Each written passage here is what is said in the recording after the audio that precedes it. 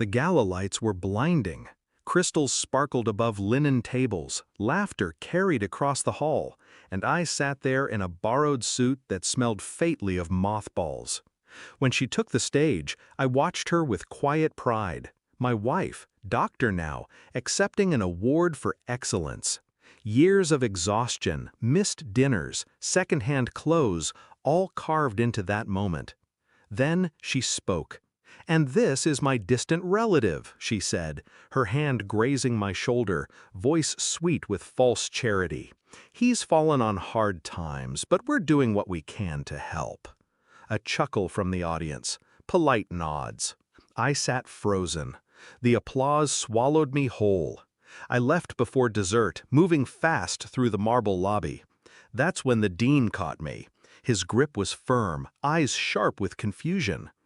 "I read your file," he said. "The scholarships, the grants. You're the reason she made it through. Without you, she wouldn't be standing there."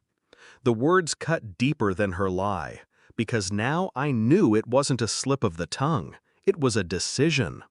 By the next morning, her career didn't belong to her anymore. At home, the air was heavy with silence.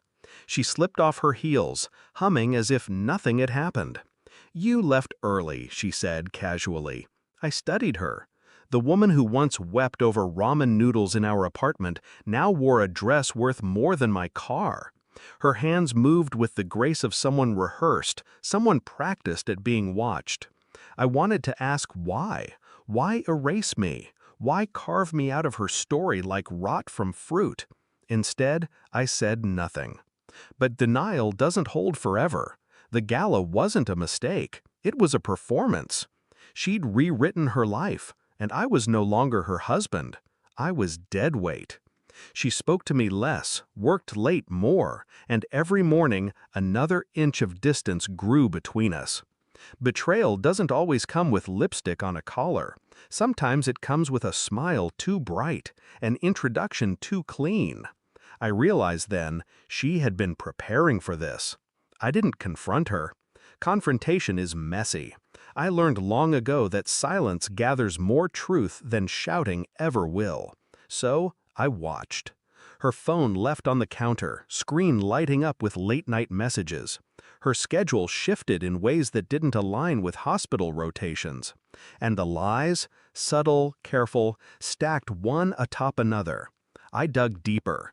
Bank statements, travel receipts, emails that weren't meant to be found. She hadn't just erased me from her public life. She'd replaced me. With colleagues who saw her as self-made. With mentors who believed she clawed her way up from nothing. And somewhere in the shadows of those lies, another man. A surgeon. Wealthy. Untethered. The kind of man she could present without shame. I didn't rage. I didn't break things. I cataloged.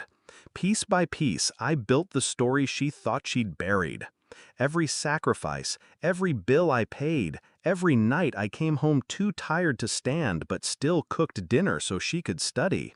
All of it, because someday soon, she would need to see it. It was a morning like any other, coffee brewing, her phone buzzing, her voice light with routine. I set the folder on the kitchen table. Thick, heavy. "What's this?" she asked, still distracted. "Read." She flipped it open. First page, scholarship applications with my name.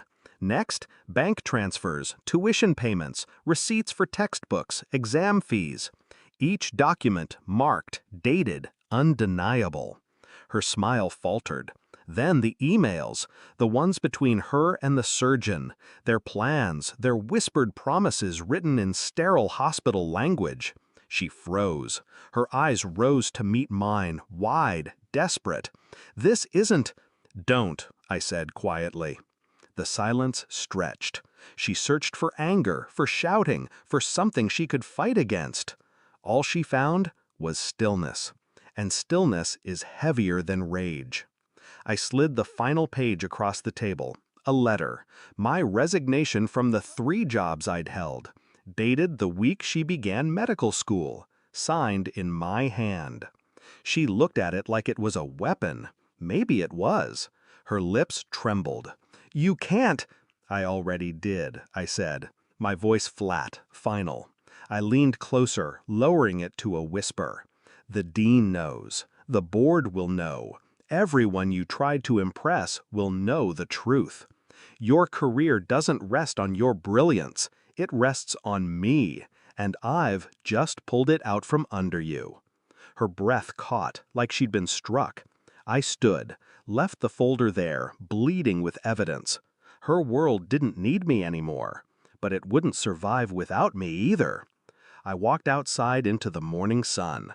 Neighbors waved, cars passed, life moved on, indifferent to the quiet war that had ended in that kitchen. Inside, she was unraveling. Outside, I was free. I thought about those nights spent scrubbing floors, lifting crates, serving tables. Every bruise, every hour stolen from my body to build her future. It no longer felt wasted. It felt weaponized. And now, it was mine again. I didn't feel pity, or love, or even hate.